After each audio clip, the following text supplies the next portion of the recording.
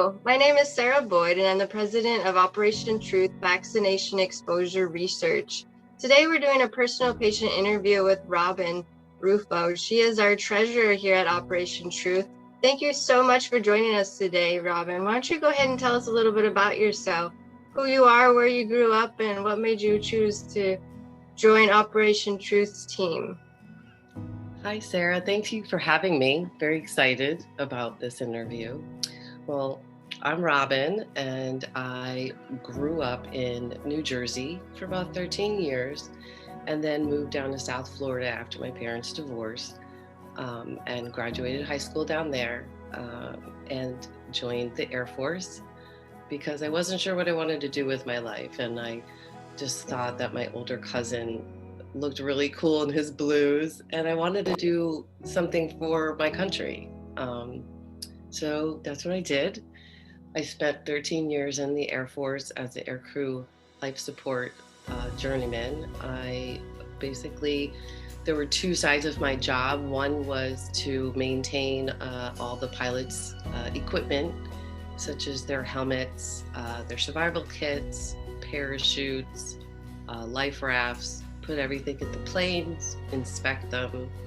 And then the other side of my job was to do survival training. So we would work with all the equipment, we would do land survival and water survival, also chem warfare classes as well, because the air crew have different ensembles for chem warfare, basically. And so training was the best part of my job that I really enjoyed. But I first got stationed at Biloxi in Mississippi at Keesler Air Force Base. And then I went to Tucson, Arizona to Davis-Monthan Air Force Base. And then I went to Andrews Air Force Base in Maryland, and that's where I finished out my 13 years and got out as an E6 because my kids were at the point where they needed mom, and they were a little older, and I just didn't want to go on like a 1-year remote away from them. So then I joined the Navy in the contracting world, collective protection systems. It was an acquisition program for all the services. It was a joint program to develop different sizes and of collective protection, from a one-man collective protection tent all the way up to a huge tent to process and protect tons of people. But I didn't finish that out. I went on to an emergency management program for the Navy, where we went to the different bases to deliver newer equipment than what they had been given 10 years prior. It went from different sensors to masks and filters, stuff for the fire department and for all the first responders actually at each base. And then we did exercises as well. And I got to go to a bunch of European bases with that job. And I fell in love with emergency management. Preparedness was a big thing in my life anyways, from my Air Force job.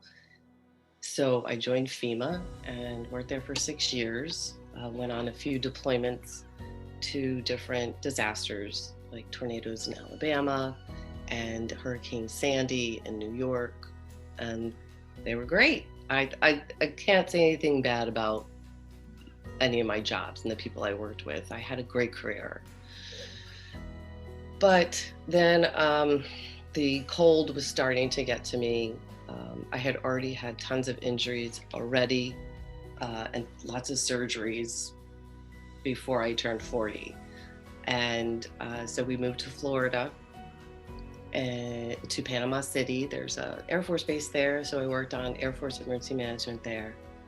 And then I was getting sicker and sicker. It wasn't structural anymore. I started to get really bad illnesses affecting my immune system. And at 43, I had to retire. Oh no, I'm so sorry. So I'm on Social Security disability, VA disability, and I knew deep down, even when I had to get one of my surgeries within 2 years after my anthrax vaccines, was I had a hole in my humerus here. And they call it cyst. Yeah, they call it a cyst, but it's really just a hole. And I was an avid weightlifter. I ran, I did Pilates, aerobic, you name it. I was always working out, always did really well on all my physicals every year. So they had to fill the hole in. And I said, this is very strange that this happened. I wonder if it was the anthrax shots. Yeah, for sure. But that was, 2002, I'm thinking this. And then as time went on and I looked through my medical records since 1992, I was thinking otherwise. And so I said, all right, so if I think the anthrax vaccine has done this to me, let me do research. So I looked up and I found your organization, Sarah, and it was all about vaccine injury. And I wanted to help join the fight because everything got brushed under the rug in early 2000s and no one has touched it since. That's so true. And thank you so much. What an amazing background you have. And it seems like you probably were quite prepared for the pandemic with all your emergency management training. Oh, yeah. What duration were you in the military from? 1992 to 2005. Okay. So you were in during the anthrax vaccination immunization project. Are you familiar with that program? When I did my research, I found that I was part of that program. What's funny is one of my best friends still worked at an immunizations clinic at Davis-Monthan, and they came to our office where we worked. They came to our squadron and gave us all our shots and all of our boosters. Oh wow, they came right to your office location, huh? How many of the series did you receive, do you recall? And is it in your records? Yes, I have received 5.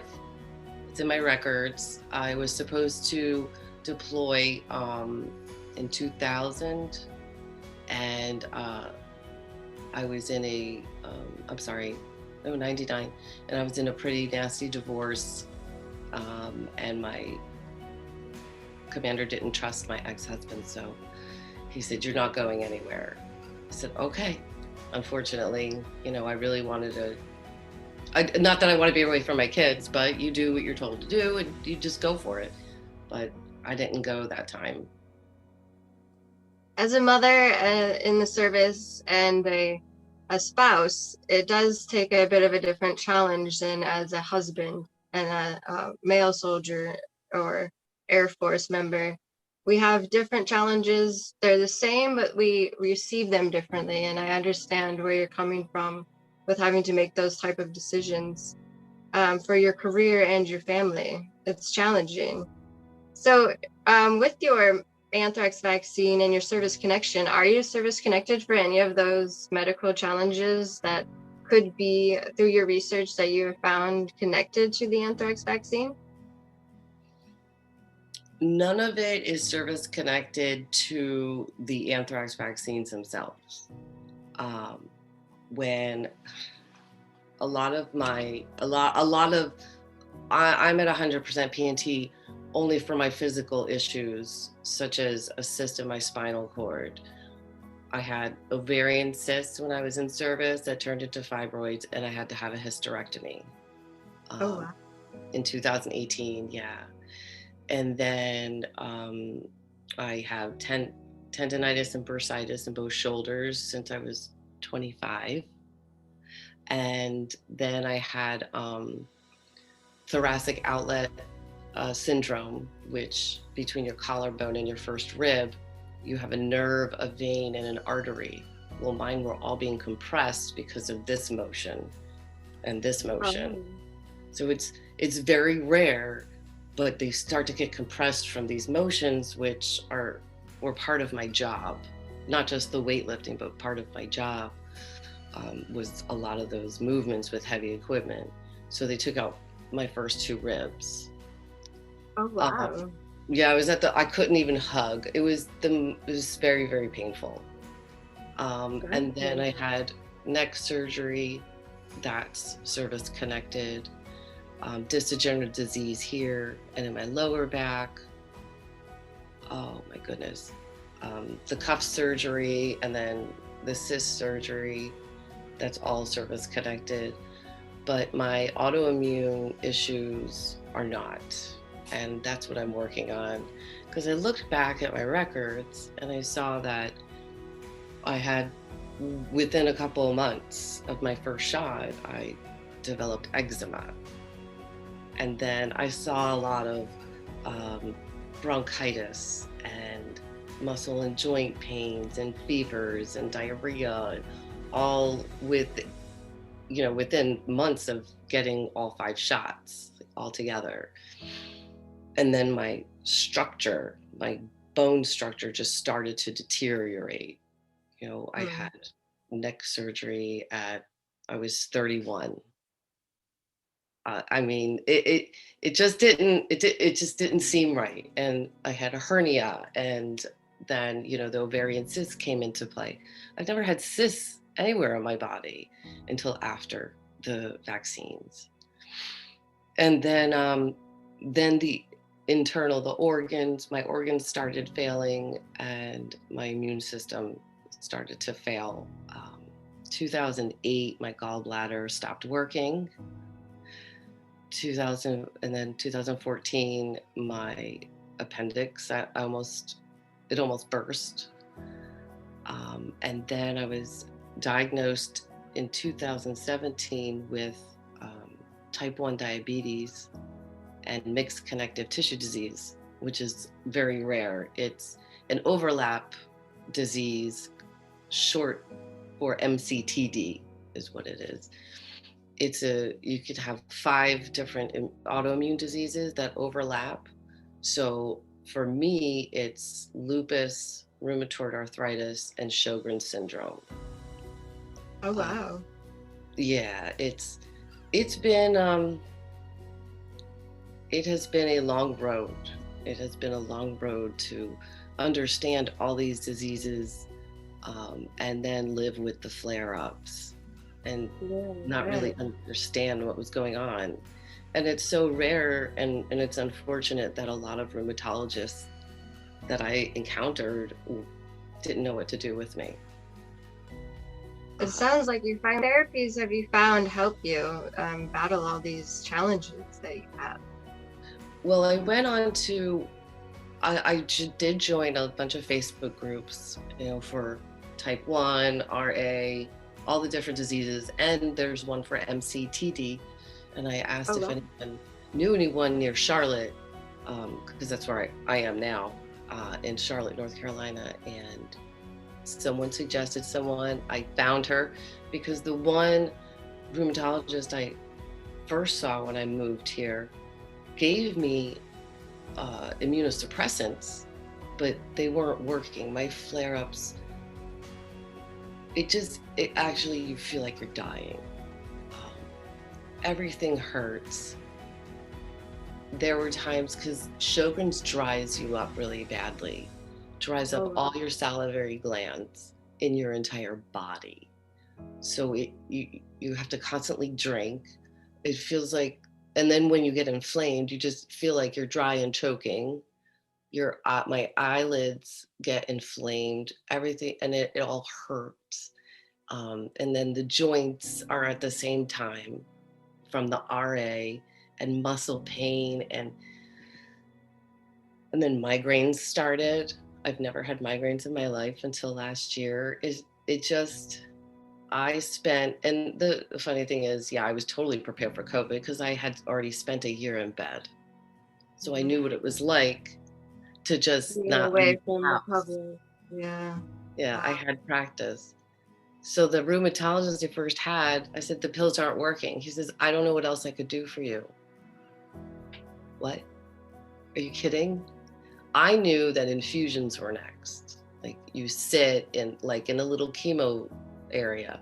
You sit in a recliner for 6 hours I do take a chemo medicine is what they give me. Oh, wow. So everyone thinks they see all these great, try Rinvoq and all these, medicines on TV, but they compromise your immune system. They suppress it. So you're just, you'll catch everything if you're Yeah. out too much. Yeah. So not the best therapy if you're looking for something that you can be out in public and enjoy your life, because then you're higher risk for catching whatever is out there that you might be at risk for. Yeah, I'm so sorry that you're struggling going through so many challenges. I mean, you definitely fit into the parameters of chronic multi-symptom illness caused by some type of toxic exposures. What other exposures do you believe you could have been exposed to, if not anthrax, during your military career or after? I can't think of anything at all. I mean, I had a Hep B shot, yellow fever. I honestly I don't know. Because even when I got my shots, so did my troop, and he has type 1 diabetes too, the year after I was diagnosed. Wow. And it just, no one in my family has any of these issues. Nobody. I also have the chronic rhinitis, and I'm very sensitive to smells, hypersensitive, and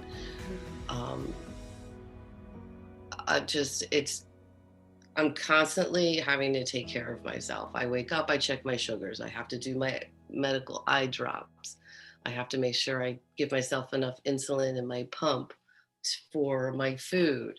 And then here's my pump, and here's my little glucose monitor.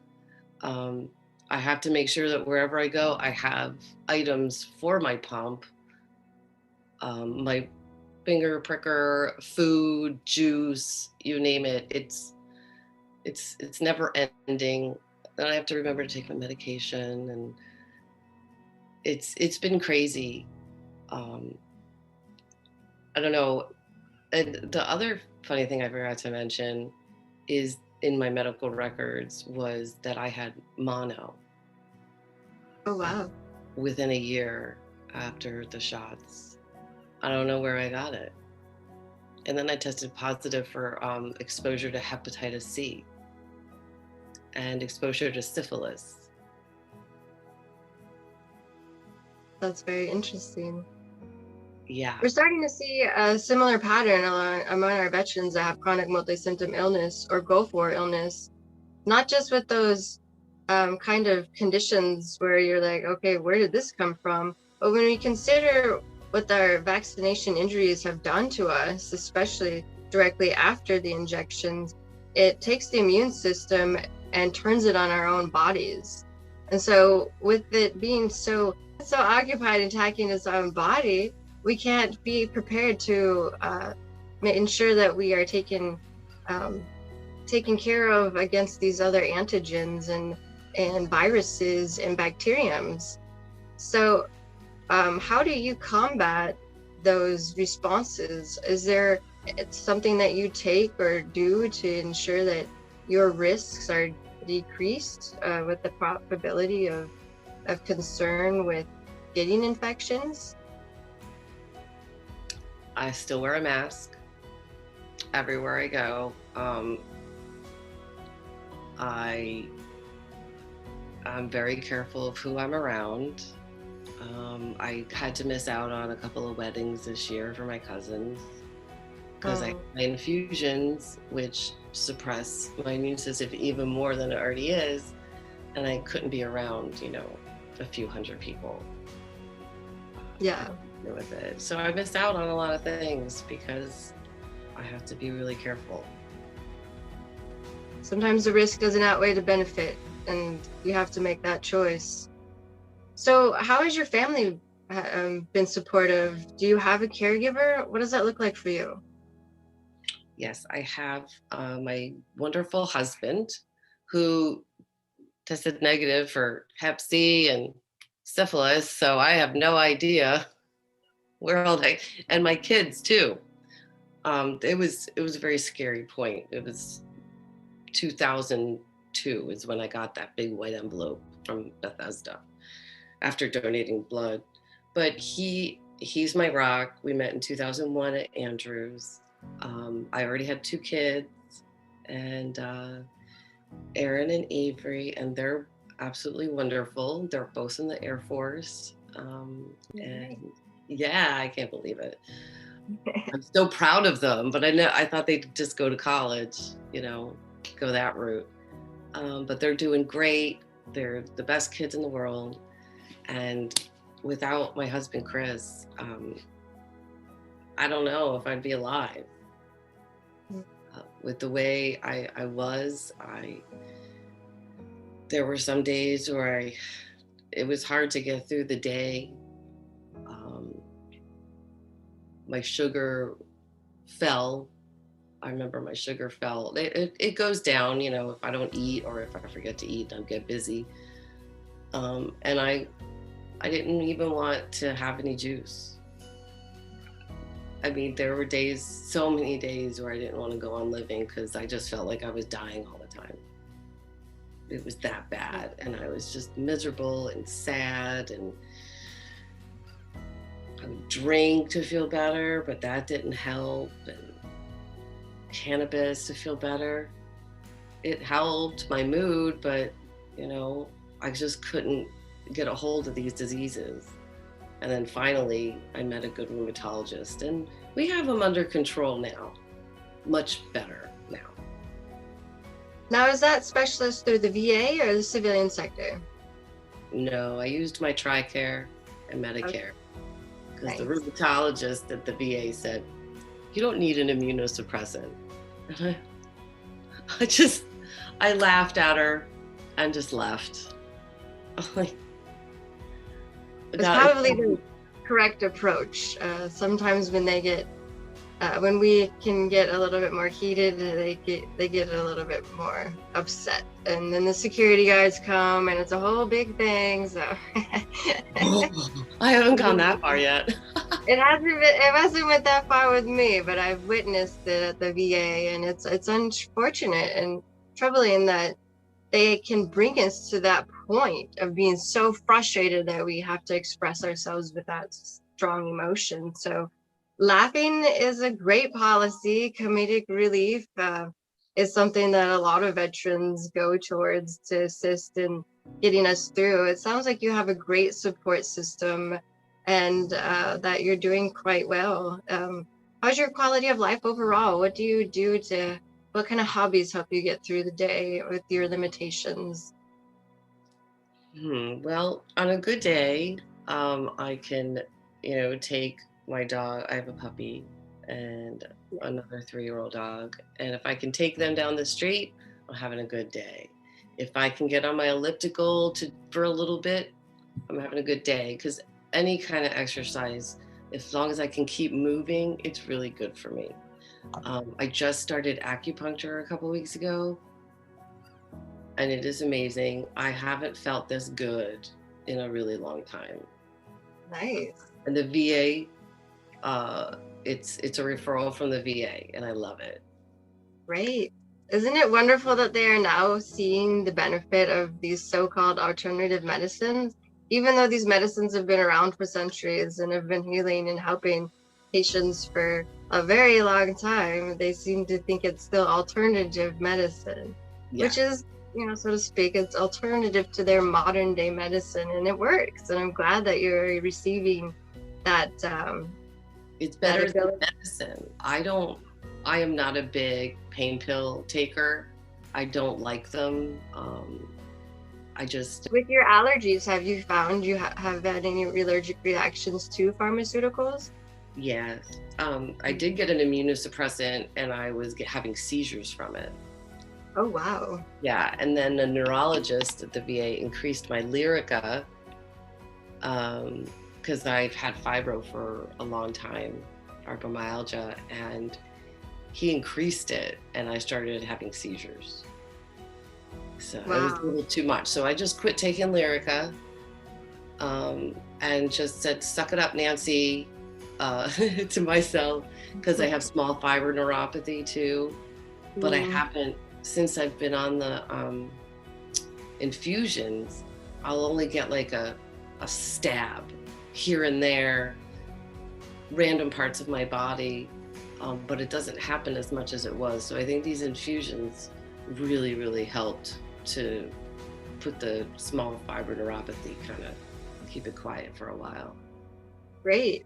That's great news. Maybe some other patients might be able to find some relief for their neuropathy. I know that's one of those patterns that we're seeing in the same chronic illness community for veterans and civilian sectors. So that is amazing that you're finding relief from these therapies. Thank you so much for sharing, Robyn.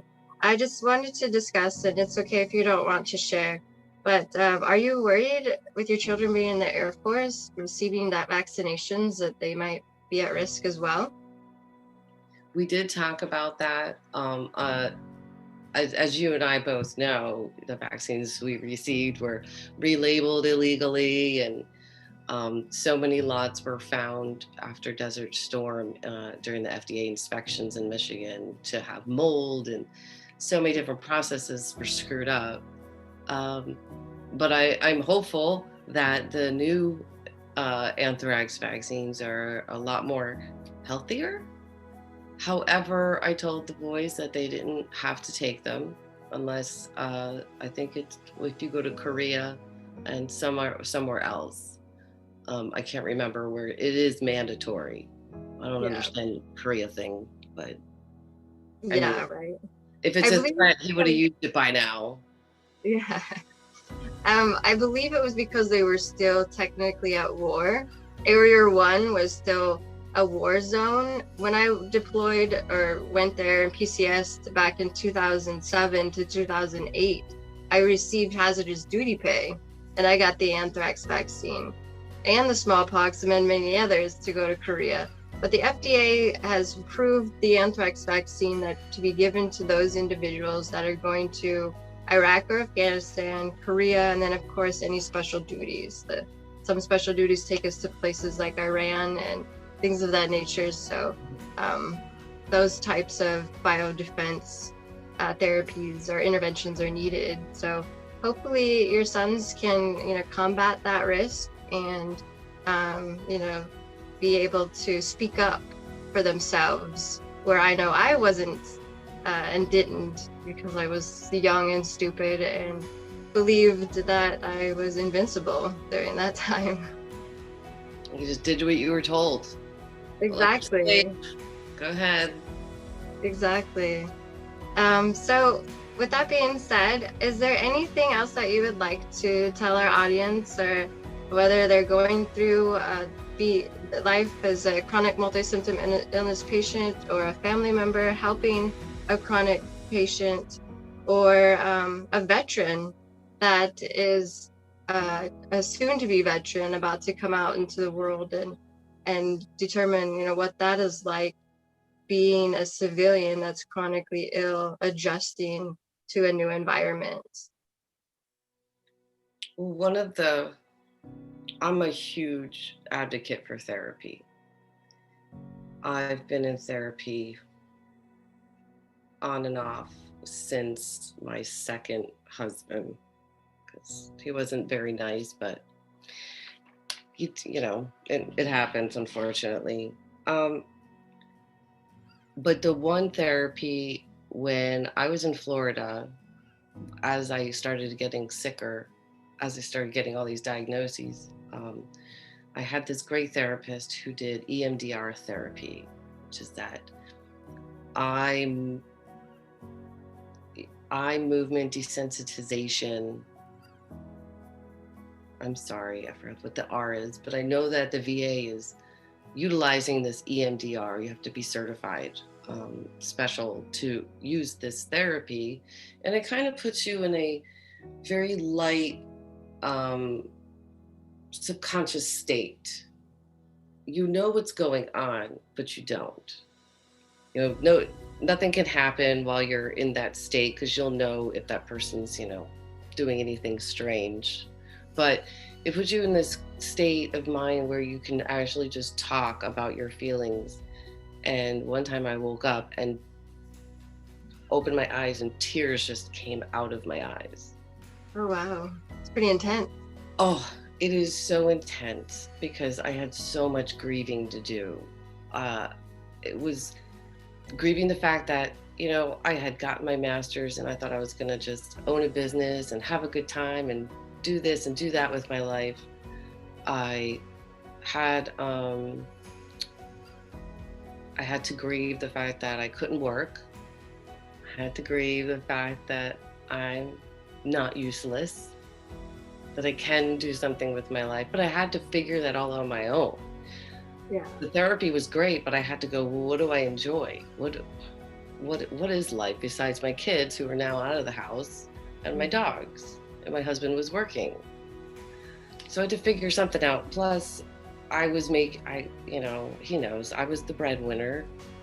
And so we were broke, so broke, because I couldn't work. And you got to be out of work for 6 months to get Social Security, which took almost 2 years to get approved, because I had the third try was in front of a judge and I had a lawyer.